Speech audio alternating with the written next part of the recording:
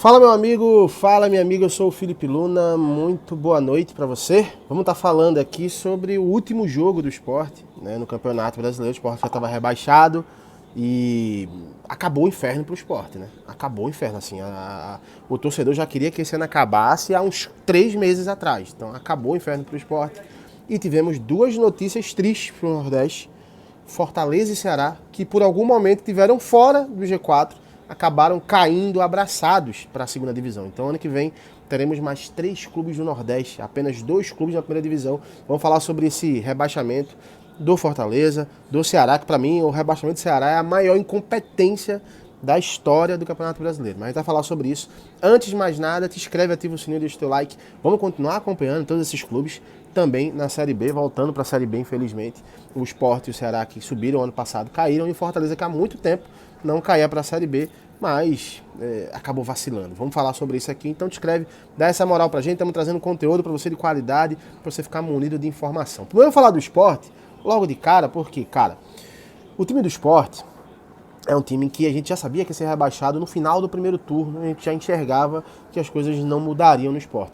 Mesmo após a chegada do Daniel Paulista, mesmo após algumas contratações, ainda era um time muito ruim, né? E paralelo a isso, que a gente não sabia naquele momento, apareceram outros problemas, né, que a gente começou a descobrir aos poucos. Problemas de gestão mesmo, né? Atraso de salário, atraso de direito de imagem, problemas dentro do elenco, né? Foi falado muita coisa nesse ano, foi falado sobre as brigas não, né? A antipatia que existia com os gringos, jogadores gringos do Sport, principalmente o Sérgio Oliveira, né, na situação do Diego com o Lucas Lima. Muita gente falou que era mentira, mas não era mentira, tá? E eu continuo bancando isso aqui, muita gente já falou, até o próprio jogador já falou que não tinha nada, mas tinha sim, tá? Tinha resquícios ali de problemas dentro do elenco. Não chega a ter briga, ver de fato, nada disso, mas tinha esse problema. Então era muita coisa que vinha acontecendo no Sport de problema, já vinha dando esse indício no Campeonato Pernambucano, onde o Sport foi campeão sem merecer ser campeão, perdendo para o Retrô, na Ilha do Retiro, de virada, né, com o Sérgio Oliveira, inclusive,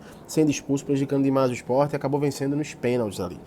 Então foi um ano, cara, que pro torcedor, e eu tenho esse sentimento de quando eu estava trabalhando no jogo, do primeiro turno ainda, Sport e Bragantino. Acho que você lembra desse jogo, o Sport perdeu por 2-0.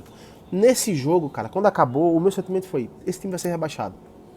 Esse time vai ser rebaixado, realmente é muito ruim o time, não tinha alma, não tinha vontade, não tinha dedicação. Então realmente era um time que merecia demais cair para a segunda divisão e aconteceu, né? E toda partida que passava, o torcedor do Sport pedia que acabasse logo e que o ano acabasse logo, porque ninguém aguentava mais viver esse inferno que era essa campanha do Sport na primeira divisão. Por incrível que pareça, o Sport é o primeiro time que o torcedor não queria estar na primeira divisão, pelo que estava acontecendo, né? E agora vai finalizar a temporada, agora a gente vai ter as eleições do Sport, que vai acontecer daqui a 2 semanas, e a gente vai saber quem fica, quem sai nesse time do Sport Clube do Recife, né? A tendência é que a maioria saia, né? Vamos torcer para que a maioria saia e que cheguem novos jogadores e que as coisas mudem nesse time do Sport. Falar agora do Fortaleza, porque eu vou deixar o Ceará final, porque o Ceará realmente foi uma zoeira absurda, cara, assim, é bizarro. Fortaleza, que no começo do ano começa muito mal também. Fez algumas contratações que, inclusive, eu achei interessante. Eu não vou chegar aqui e falar que as contratações do Fortaleza foram contratações horríveis no começo do ano. Traz o capitão do Boca Juniors, que é o Paul Fernandes. Traz o Davi Luiz. Traz boas contratações, mas o time não encaixa. E o grande problema, muitas vezes, é a ilusão de achar que quando o time não encaixa, o problema sempre é o técnico. E nesse caso não era o Vojvoda, né? Então acaba tendo uma pressão muito grande.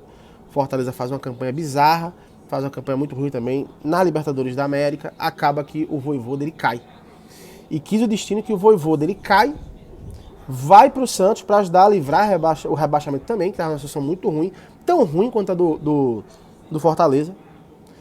Livra o Santos hoje do rebaixamento e acaba que o Fortaleza cai para a segunda divisão, né? E cai, cara, num jogo muito difícil, era muito difícil a situação do Fortaleza, por mais que tivesse tido uma crescida, né, no momento da chegada aí do Palermo.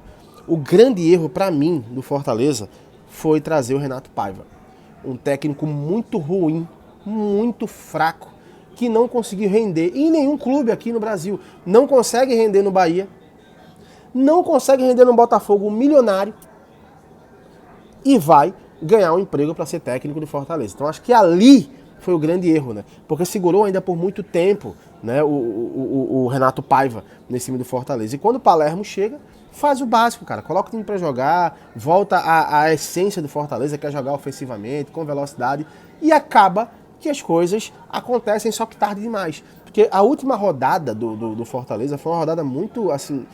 Os últimos jogos foram muito difíceis. E o último jogo era contra o Botafogo, jogando na casa do Botafogo, onde o Botafogo precisava vencer para poder ir para a fase de grupos. E não deu outra. O Botafogo acaba vencendo o jogo, jogando o Fortaleza para a segunda divisão. Isso porque naquele momento o Vitória vence, o Internacional vence, conseguem se livrar e nós temos ali o Fortaleza rebaixado. E o outro time rebaixado, que esse cara é a maior incompetência que eu já vi em todo esse tempo, que é o rebaixamento do Ceará, cara. Assim, é um absurdo realmente, a incompetência. O Ceará por muitos jogos, cara, precisa só de uma vitória simples para poder livrar o rebaixamento. E nos últimos jogos do Ceará, tá? Nos últimos jogos ele precisava de uma vitória simples. Nos últimos 4 jogos que ele teve, era uma vitória simples. Perdeu 3 jogos e empatou 1. Então, assim, o trabalho do Léo Condé fez isso drasticamente, cara. Assim, é a maior vergonha que eu vi num Campeonato Brasileiro, cara. Porque se ele consegue pelo menos 4 empates seguidos, ele livra, né? E pela pontuação que ele terminou aqui, se ele termina com um pontinho a mais, cara, um pontinho a mais, 44 pontos, ele livra e o Internacional acaba sendo rebaixado pelo saldo de gols negativo, que é maior. O Ceará termina o campeonato com saldo negativo de 6 e o Internacional com um saldo negativo de 13, sabe? Então, assim, bizarro realmente o rebaixamento do Ceará. Precisava de um pontinho só em 4 jogos e não conseguiu fazer. Acabou voltando para a segunda divisão, como eu falei no começo do vídeo, né? Ceará e Sport, que subiram para a primeira divisão, caíram novamente para a segunda divisão. E agora, o que é bizarro, né? Porque ano passado subiram 2 times do Nordeste. Então esse ano nós tivemos 5 times do Nordeste na Série A.